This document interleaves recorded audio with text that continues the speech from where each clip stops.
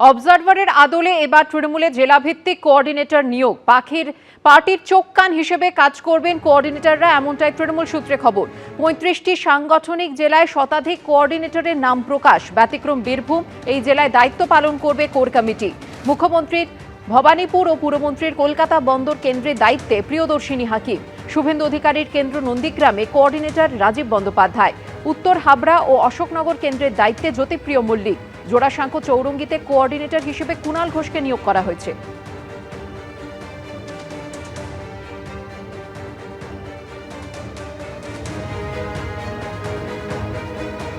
তিন দিনের সফরে কলকাতায় অমিত শাহ। বিমানবন্দরে নেমেই বৈঠক করতে পৌঁছে গেলেন বিজেপির সল্টলেকের পার্টি অফিসে। সূত্রের দাবি, বৈঠকে মতুয়া ইস্যু থেকে এসআইআর নিয়ে আলোচনা হয়েছে। আগামী দুদিন কলকাতায় ঠাসা কর্মসূচি রয়েছে অমিত শাহ। এসআইআর পর্ব শুরু হওয়ার পর প্রথমবার রাজ্যে এলেন কেন্দ্রীয় স্বরাষ্ট্রমন্ত্রী অমিত শাহ। সূত্রের দাবি, দলীয় নেতৃত্বের সঙ্গে বৈঠকে মতুয়া ইস্যু নিয়ে তার বিস্তারিত আলোচনা হয়েছে। মঙ্গলবারের সাংবাদিক বৈঠকে শান্তনু ঠাকুরকে থাকতে বলেছেন অমিত শাহ। এর পাশাপাশি এদিনের বৈঠকে আলোচনা হয়েছে এসআইআর নিয়েও।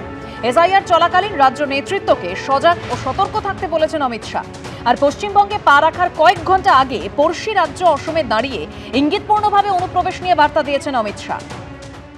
भारतीय जनता पार्टी का संकल्प है न केवल आसाम, पूरे देश से चुन चुन कर हम घुसपैठिए को निकालने का काम करेंगे, चुन चुन कर।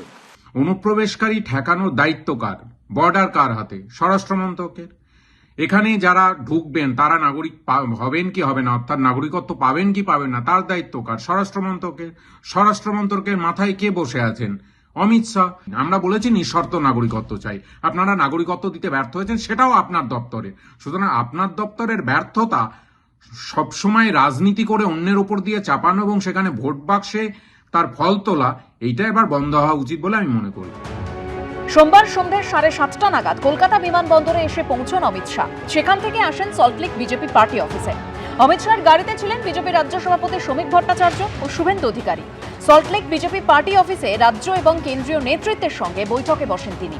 এই বৈঠকে ছিলেন বিজেপি রাজ্য সভাপতি শ্রমিক ভট্টাচার্য, বিরোধী দলনেতা শুভেন্দু অধিকারী, পশ্চিমবঙ্গের বিধানসভা ভোটের দায়িত্বপ্রাপ্ত বিজেপি নেতা ভূপেন্দ্র যাদব, পশ্চিমবঙ্গের দায়িত্বপ্রাপ্ত বিজেপির কেন্দ্রীয় পর্যবেক্ষক সুনীল বানসাল, যুগ্ম সাধারণ সম্পাদক সতীশ ধন, বিজেপির আইটি সেলের প্রধান অমিত মালব্য, রাজ্যের 5 জন সাধারণ সম্পাদক সহ 26 জন। সূত্রের খবর অনুযায়ী বৈঠকের প্রথম 1 ঘন্টা বিধানসভা ভোটের প্রচারের বিষয়বস্তু নিয়ে আলোচনা হয়। আগামী দিনে ঠিক হবে যে বিষয়গুলো নিয়ে ভাবনা চিন্তা করা হয়েছে, তার মধ্যে কোনটাকে গ্রহণ করা হবে, কোনটাকে প্রত্যাখ্যান করা হবে এবং কিভাবে তিনি কি ভাবছেন, কেন্দ্রীয় নেতৃত্ব কি ভাবছে, সেটাকে মিশিয়ে আগামী দিনে নির্বাচনী প্রচারের গতিমুখ তৈরি করার জন্য আজকে বলা যায় প্রাথমিক বৈঠকটা হল। সোশ্যাল মিডিয়াতে ভারতীয় জনতা পার্টি সবসময় জোর দেয়, নতুন তো কিছু নয়, সোশ্যাল মিডিয়া অবশ্যই জোর দেয়। অমিত শাহের যাতায়াত তো নতুন নয়, উনি তো ভোট এলেই এ রাজ্যে ডেলি প্যাসেঞ্জারি করেন। নরেন্দ্র মোদী, অমিত শাহ, এরা তো ভোট এলেই ডেলি প্যাসেঞ্জারি করেন। আরো সব কারা কারা আসেন দিল্লি থেকে বা সারা ভারতের বিজেপি নেতৃবৃন্দ। নিট রেজাল্ট বাংলার মানুষের দ্বারা ভারতীয় জনতা পার্টিকে প্রত্যাখ্যান। আগামী 2 দিন কলকাতায় একগুচ্ছ কর্মসূচি রয়েছে অমিত শাহ। মঙ্গলবার দুপুরে সাংবাদিক বৈঠক করবেন তিনি। সাংবাদিক বৈঠকের পর ইকো পার্কের পাশে একটি 5-তারা হোটেলে আরএসএস এর সমন্বয় বৈঠকে যোগ দেওয়ার কথা কেন্দ্রীয় স্বরাষ্ট্রমন্ত্রী। এর পাশাপাশি ওই দিনই দলের কোর কমিটির সঙ্গে বৈঠক রয়েছে তাঁর। বিজেপি সূত্রে খবর, বুধবার ঠনঠনিয়া কালীবাড়িতে যাবেন অমিত শাহ। বুধবারই সায়েন্স সিটিতে কলকাতার সমস্ত বুথ কর্মীদের নিয়ে বৈঠক করবেন কেন্দ্রীয় স্বরাষ্ট্রমন্ত্রী। দীপক ঘোষ ও কৃষ্ণেন্দু অধিকারীর রিপোর্ট, এবিপি আনন্দ। বিএলএ 2কে ঢুকতে না দেওয়ায় চুঁচুড়ায় 2 ঘন্টা এসআইআর শুনানি বন্ধই করে দিলেন তৃণমূল বিধায়ক অসিত মজুমদার। শুনানি বন্ধে অসিত মজুমদারের পাশেই দাঁড়িয়েছে তৃণমূল। ধনেখালিতেও শুনানি বন্ধ করে দেন তৃণমূল বিধায়ক অসীমা পাত্র। সিইও দফতরের তরফে শুনানি কেন্দ্রে নিরাপত্তা নিশ্চিত করতে রাজ্য পুলিশের ডিজি ও পুলিশ কমিশনারদের নির্দেশ দেওয়া হয়েছে বলে সূত্রের খবর। একই সঙ্গে স্পষ্ট জানিয়ে দেওয়া হয়েছে, শুনানি কেন্দ্রে বিএলও, ইআরও, এইআরও ছাড়া কেউ থাকবেন না। তাহলে বিএলও 2তে যখন ঢুকতে দিচ্ছে না, হিয়ারিং বন্ধ করে রেখেছি, পুরো 3টে বিধানসভার হিয়ারিং বন্ধ করে দিয়েছি। রবিবার এসআইআর ইস্যুতে বিএলএ 2দের নিয়ে ভার্চুয়াল বৈঠকে অভিষেক বন্দ্যোপাধ্যায় বিএলএ 2দের শুনানি পর্বে উপস্থিত থাকার নির্দেশ দিয়েছিলেন বলে সূত্রের খবর। তারপর 24 ঘন্টাও কাটল না, বিএলএ 2-কে ঢুকতে না দেওয়ায় চুঁচুড়ায় 2 ঘন্টা এসআইআর শুনানি বন্ধই করে দিলেন তৃণমূল বিধায়ক অসিত মজুমদার। যে বিএলও টুরা থাকতে দেবে না, সেটা লিখিত দিচ্ছে না। সে দিচ্ছে না বলে হিয়ারিং বন্ধ করে দিয়েছি। আমি বিডিওকে বলেছি, এসডিওকে বলেছি, বিএলও টুরা থাকবে, আর বিএলও টুরা থাকতে পারবে না, তুমি লিখিত দাও, আমরা চলে যাব। সোমবার সকালে চুঁচুড়া মগরা পঞ্চায়েত সমিতির প্রশাসনিক ভবনে যান তৃণমূল বিধায়ক অসিত মজুমদার। সেখানে তখন চুঁচুড়া, সপ্তগ্রাম ও বলাগড় বিধানসভা কেন্দ্রের শুনানি চলছিল। বিএলএ 2-কে শুনানিতে থাকতে দিতে হবে, এই দাবি তোলেন তৃণমূল বিধায়ক অসিত মজুমদার। খবর পেয়ে আসেন বিডিও ও পুলিশ, খবর যায় নির্বাচন কমিশনে।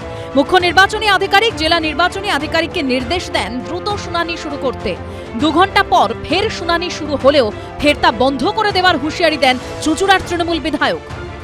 আমরা বলেছি বিএলও টুরা থাকবে না, আমাদের লিখিত দিন। তারা লিখিতও দিচ্ছে না। তার মানে যেটা করছে এটা বেআইনি, এটা জমিদারি। এই জমিদারি তো বাংলায় চলবে না। বিএলও টুদের যদি থাকতে না দেয়, কালকে আমরা আবার একই জিনিস করব। ইলেকশন কমিশনের উচিত ওর বিরুদ্ধে এফআইআর করা এবং যে যে জায়গায় আসানসোল সহ যেখানে যেখানে এই ঘটনা ঘটছে কেন্দ্রীয় বাহিনী মোতায়েন করা।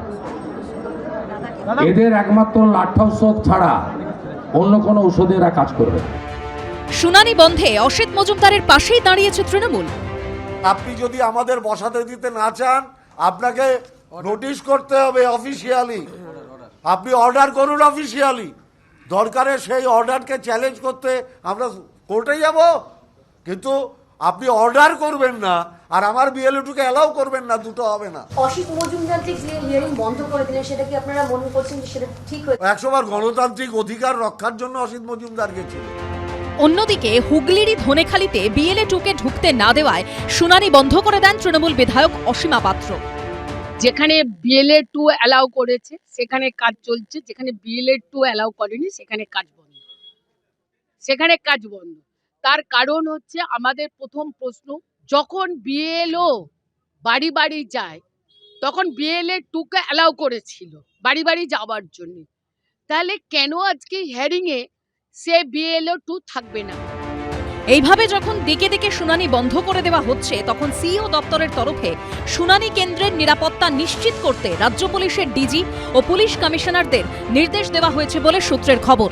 একই সঙ্গে স্পষ্ট জানিয়ে দেওয়া হয়েছে, শুনানি কেন্দ্রে বিএলও, ইআরও, এইআরও ছাড়া কেউ থাকবেন না। বিএলএরা শুনানি কেন্দ্রে ঢুকবেন না। এই সংক্রান্ত বিজ্ঞপ্তির জন্য জাতীয় নির্বাচন কমিশনকে জানিয়েছে সিইও দপ্তর।